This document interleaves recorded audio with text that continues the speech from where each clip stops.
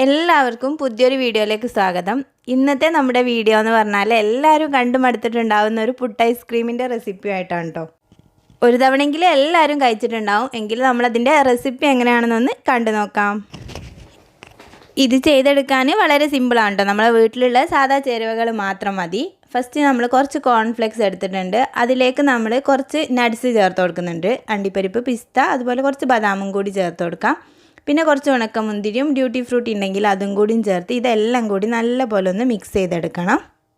ഇനി നമുക്ക് മെയിനായിട്ട് ആവശ്യമായിട്ടുള്ളത് ഐസ്ക്രീമാണ്. അതുപോലെ ഈ പുട്ടിൻ്റെ ഒരു പാത്രം നല്ലപോലെ ഞാൻ ഫ്രീസറിൽ വെച്ചിട്ടൊന്ന് തണുപ്പിച്ചെടുത്തിട്ടുണ്ട് കേട്ടോ. ഞാനിവിടെ 2 ഫ്ലേവറിലുള്ള ഐസ്ക്രീം മാത്രമാണ് യൂസ് ചെയ്യുന്നത്. നിങ്ങൾ കയ്യിലും ഉള്ളതിനനുസരിച്ച് എടുക്കാം കേട്ടോ. ഒരു ഫ്ലേവർ ആണെങ്കിലും പ്രശ്നമൊന്നുമില്ല.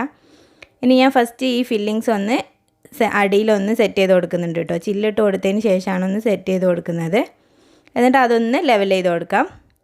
പിന്നെ നമ്മൾ ഫസ്റ്റ് ലെയറായിട്ട് സെറ്റ് ചെയ്യുന്നത് വാനില ഐസ്ക്രീമാണ് കേട്ടോ. അപ്പം ഫസ്റ്റ് ലെയറായിട്ട് വാനില ഒന്ന് സെറ്റ് ചെയ്ത് കൊടുക്കുന്നുണ്ട്. എന്നിട്ട് നമ്മൾ കയ്യിൽ വെച്ചിട്ട് സ്പൂണോ എന്തെങ്കിലും ഒന്ന് വെച്ചിട്ട് ഒന്ന് ലെവൽ ചെയ്ത് കൊടുക്കണം കേട്ടോ. അപ്പോഴേ ഉള്ളൂ നല്ല കറക്റ്റ് ഷേപ്പിൽ ഐസ്ക്രീം അതിൻ്റെ ഉള്ളിൽ സെറ്റായിട്ട് നിൽക്കുള്ളൂ. പിന്നെ നമ്മൾ തേങ്ങ ഇട്ട് കൊടുക്കുന്നത് പോലെ കോൺഫ്ലെക്സിൻ്റെ ഫില്ലിങ്സ് ഒന്ന് ഇട്ട് കൊടുത്തിട്ട് 3 ലെയർ ഐസ്ക്രീമും സെറ്റ് ചെയ്തെടുക്കാം.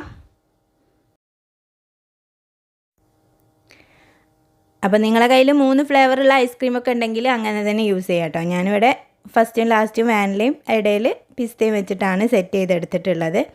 ഇനി നമുക്കിതൊരു 5-6 മണിക്കൂർ ഒന്ന് ഫ്രിഡ്ജിൽ വെച്ച് ഫ്രീസറിൽ വെച്ചിട്ടൊന്ന് തണുപ്പിച്ചെടുക്കാം കേട്ടോ. ഇപ്പോൾ അത് നല്ല സെറ്റായിട്ട് കിട്ടിയിട്ടുണ്ട്. ഒരു 5 മിനിറ്റ് ഒന്ന് പുറത്ത് വെച്ചതിന് ശേഷം നമ്മൾ കുത്തിയെടുക്കാം കേട്ടോ. അപ്പം പെട്ടെന്ന് തന്നെ കിട്ടും. അല്ലെങ്കിൽ ചെറിയൊരു ബുദ്ധിമുട്ടൊക്കെ ഒന്ന് ഫീൽ ചെയ്യും. അപ്പോൾ ഇത്ര തന്നെ ഉള്ളൂ കേട്ടോ. നല്ല സിമ്പിളാണ്. നിങ്ങളുടെ കയ്യിൽ സാധാ ഫ്രൂട്ട്സ് ഒക്കെ ഉണ്ടെങ്കിൽ എല്ലാം കട്ട് ചെയ്തിട്ട് നമുക്ക് അടിയിൽ വെച്ചിട്ടുള്ള ട്രേയിലേക്ക് വെച്ച് കൊടുക്കാം കേട്ടോ. എൻ്റേത് നല്ല സ്മൂത്തായിട്ട് കിട്ടിയില്ല. ജസ്റ്റ് ഒരു ഫസ്റ്റത്തെ ലെയർ ഒന്ന് പൊട്ടിപ്പോന്നു കേട്ടോ. അത് പ്രശ്നമൊന്നുമില്ല. കഴിക്കാൻ വേണ്ടിയിട്ട് അടിപൊളി ടേസ്റ്റ് ആയി. ആർക്കെങ്കിലും ഇനി പുട്ട് ഐസ്ക്രീം തപ്പിയിട്ട് കിട്ടിയിട്ടില്ലെങ്കിൽ ഇതുപോലെ ഒന്ന് ട്രൈ ചെയ്ത് നോക്കിയാൽ മതി കേട്ടോ. നല്ല അടിപൊളി ടേസ്റ്റ് ആയിരിക്കും.